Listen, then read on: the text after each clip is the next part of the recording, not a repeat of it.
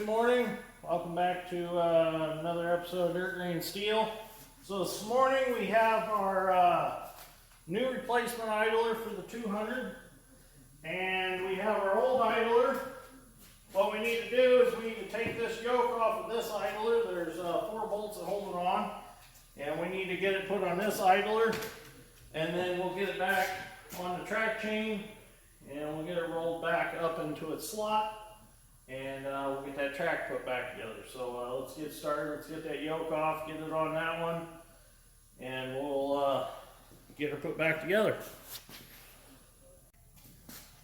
I got the Milwaukee impact with the socket and swivel in it. So we'll start by getting these bolts buzzed out.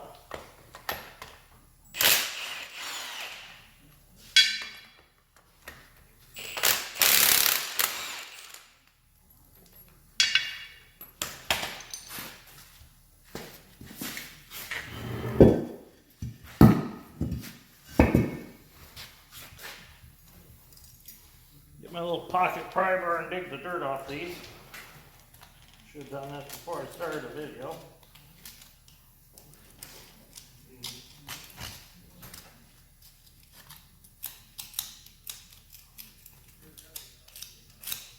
I don't really know what the point of a pocket pry bar is, but I found it on Amazon as a 3-pack and I thought they were cool, so I bought them.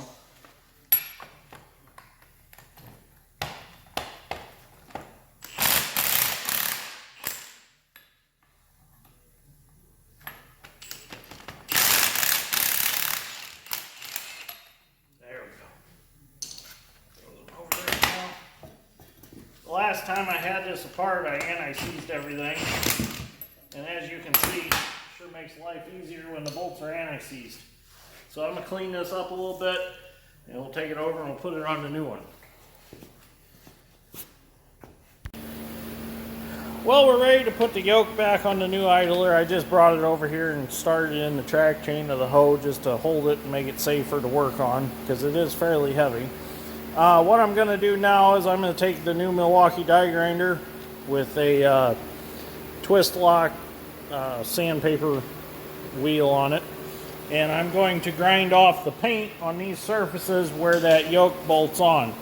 Now, I don't know if you have to do that. I've always done it because I feel like if that paint ever worked its way out of there, it'd cause things to loosen up.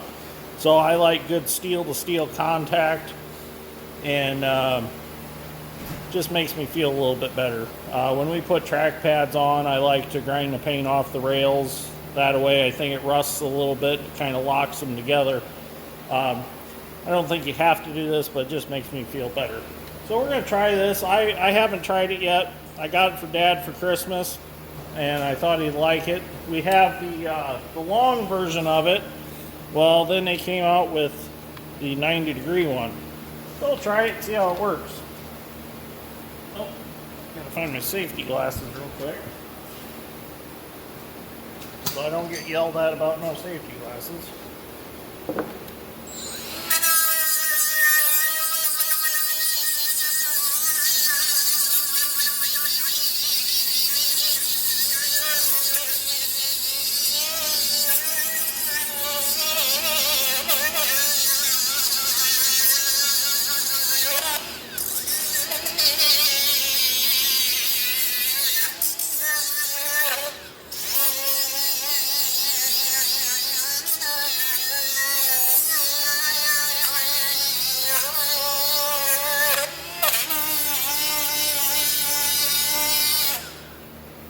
Wow, that worked pretty good. So it does have different RPM settings on it. You've got 10,000, 15,000, 20,000, and 24.5. I had it on 24.5. That might have been a little fast, I don't know, but clean that off pretty good, pretty quick. I mean, there was some pretty thick paint there, so now there's a good surface now to bolt to. So I'm going to clean the other side and we'll get that yoke back on. Now we can get our yoke put back on. And I just told Dad strength, I got a little ahead of myself. Didn't shove the track tensioner back in yet. That could be a bad deal not putting that back in. We'll get this put back on. Get our bolts here.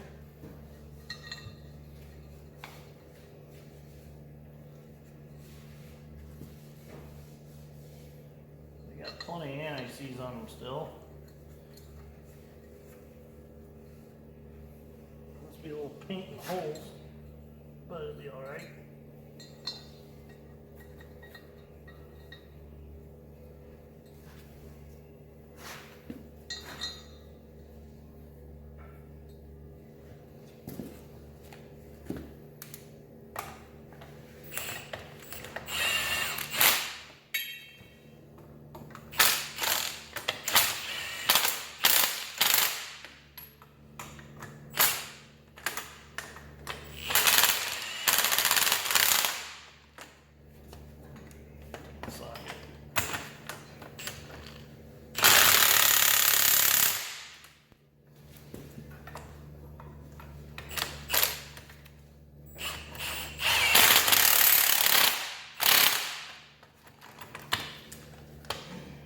The bolt heads have just a little bit of wear on them, so the socket kind of gets stuck on them a little bit.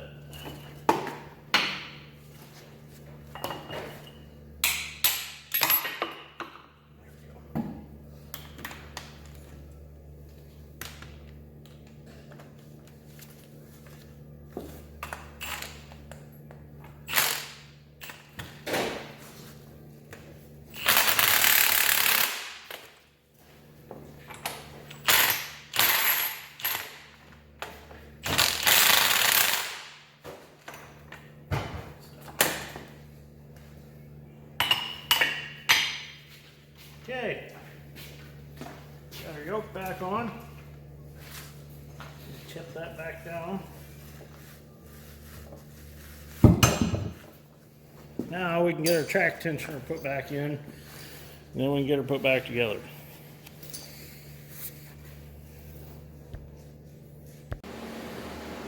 We got our track tensioner started up in the hole. That's the hardest part. Now we should be able to just take the pry bars and slide it right up in there. Well, there you have it.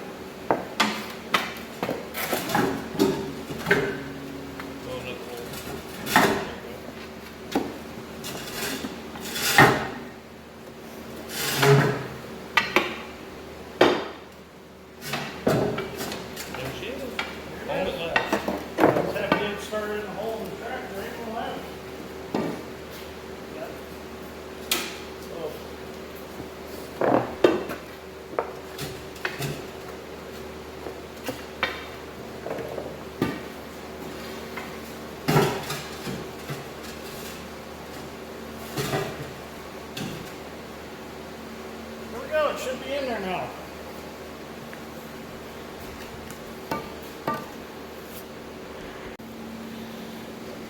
So it wasn't quite in. I had to go on the other end, look through the hole in the track frame while Dad's strength pushed it a little farther and told him which way to move it, and it came through the plate in the track frame. So it is officially in now, so now we're going to get the idler put back in. Let's get this idler put in now. Should go right in. Gotta get the yoke started and it grooves. Up there. Get a pry bar under it. Perfect. So now I'm gonna have to take the power of the excavator and shove that idler back in, because right now that track tensioner is pushed all the way out and there's grease behind the ram. I really can't do it very easily with the pry bars, so I'll just take the strength of the stick of the hoe and shove it back in. Well, after having the idler back in, I decided that I was going to pull it back out and widen these surfaces out a little bit more where this ram pushes on for the tensioner. So I just took some bar stock, formed it around there, welded it up. Now I'm going to grind that back off smooth and put it back together. That way there's no chance of that cylinder from that tensioner getting up on top. This will stop it, because there is still a little bit of wear that I can't really compensate for because it's in places I can't get to. So there we go. Now that ram has a wider face that it can move up and down on, move around on, and still stay behind this without getting below it or above it. So I'm going to put it back together now, and then we can get the track put back together. Well, we got to shove that tensioner back in.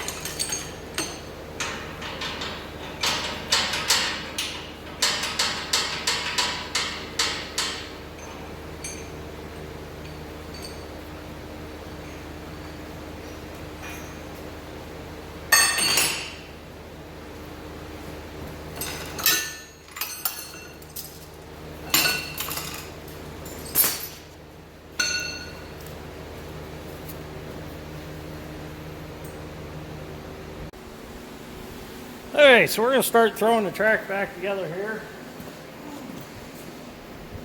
Got a little bit of grease. These bushings, we need to put some grease on them to hold them back in the links.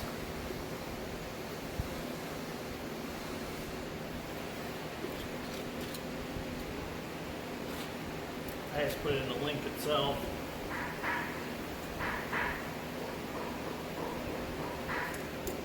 Just to make them tacky.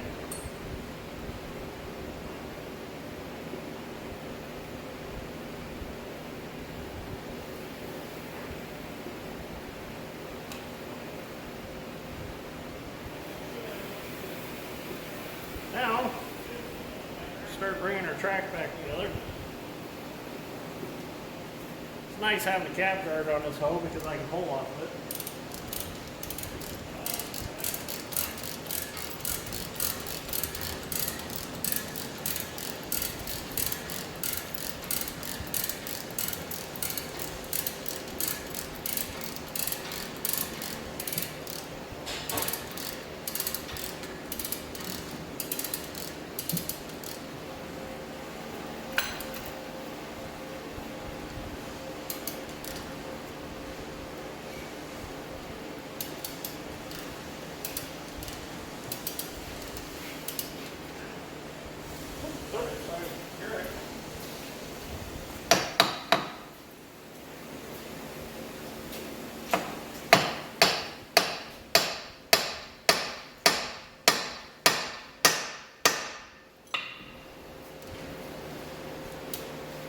Well, that's all we're going to pull with that bullshit.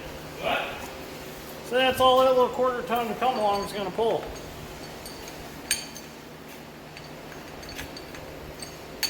So we'll get the ratcheting binders back in there. You know where the other one went? Yeah, there.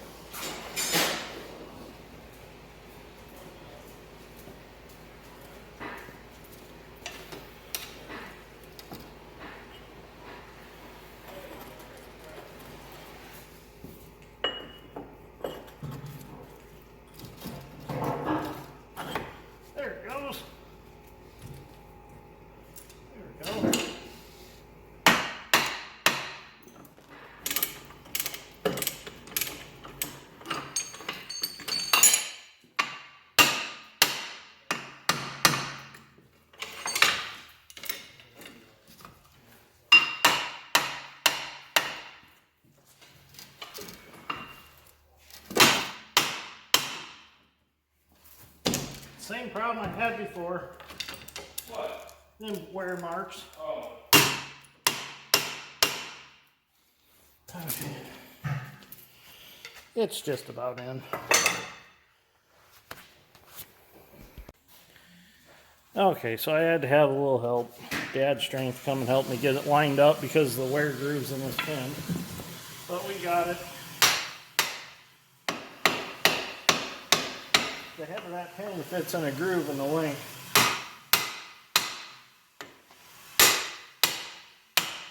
Now we can put a retainer bolt in. We'll have to get the torch back from Dad and bend that over and get it the way we need it. That bolt's a little too big. I'll get a smaller bolt. So I'll get the torch and get a smaller bolt, and we'll get the retainer back in and bend over, and we'll put the pad back on. Alright, so we're going to put a retainer back in our splicer pin here. Just a bolt. Drive it in there with a hammer.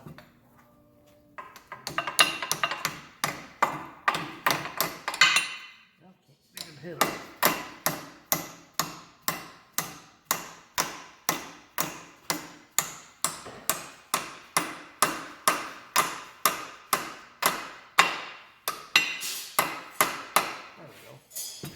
We'll just take the torch and heat that up, bend it over, and cut the excess off, and we're done. I gotta beat on stuff. That's fine, you can beat on stuff.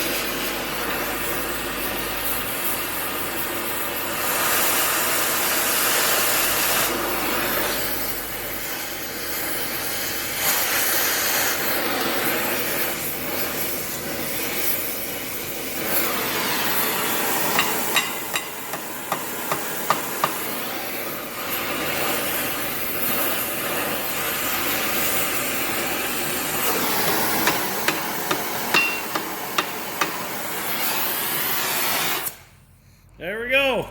She ain't going nowhere now. That'll work. That's all it takes to hold that pin in. That'll cool off, and that'll be in there till the next time. Now all I gotta do is throw the track pad back up, or back on I mean, tighten it back up, and we are done. And we'll tighten the track back up. We're gonna get this track pad thrown back on. I clean this surface up good with a little die grinder. Get our pad back where we want it. Take our bolts. And for you guys that aren't familiar with track pad bolts, this is a track pad bolt and that's a track pad nut. It's a square nut. It fits in the rail and it keeps it from turning.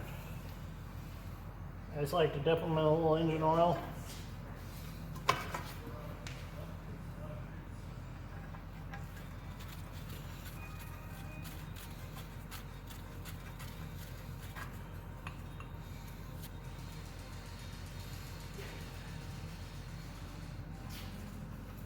About 3/4 of the work of doing an undercarriage is dealing with all the bolts and the pads. The rest of it's pretty easy.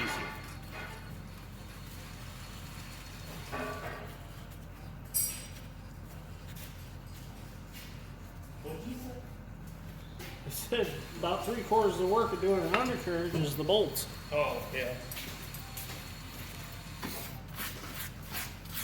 You'll want to buy 2 or 3 sockets when you go to do it, because you'll wear out 2 or 3 sockets taking all the bolts out if they're cheap sockets.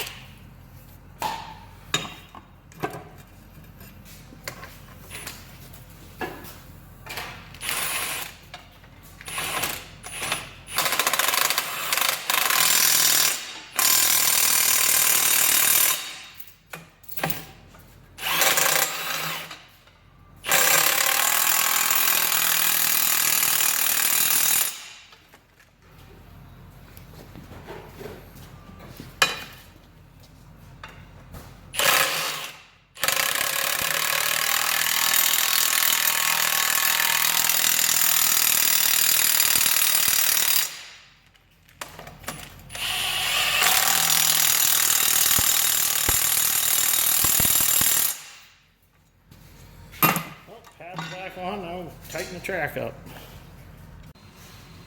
So you're probably wondering when I shoved that track tensioner in, where'd all that grease go that was in the tensioner? Right there. Ew, looks like a raccoon took a poop. Gotta clean that out real quick. Okay, so now we're in the process of tightening our track up. We use a grease gun. Got a lock and loop grease fitting. Oh, my little light quit. What the hell? Well, anyways, you can see it in there. So, we're pumping grease in that track tensioner. It's going to force that ram out, and it's going to tighten the track up. It takes about a tube and a half. It's starting to go slowly now. Hard to see on camera, but it's going up. So I'm going to get this tightened up and grease a few things on the hoe because we need to bring the boom down so we can get to the end of the stick and grease that. And then she's ready to go out the door. She's ready to go back to work. So it's been a successful rebuild. I'm happy with it. So ready to get back to work with it. So anyways, if you like this episode of Dirt Grain Steel, give me a like and subscribe. I greatly appreciate it, and I'll see you all in the next one.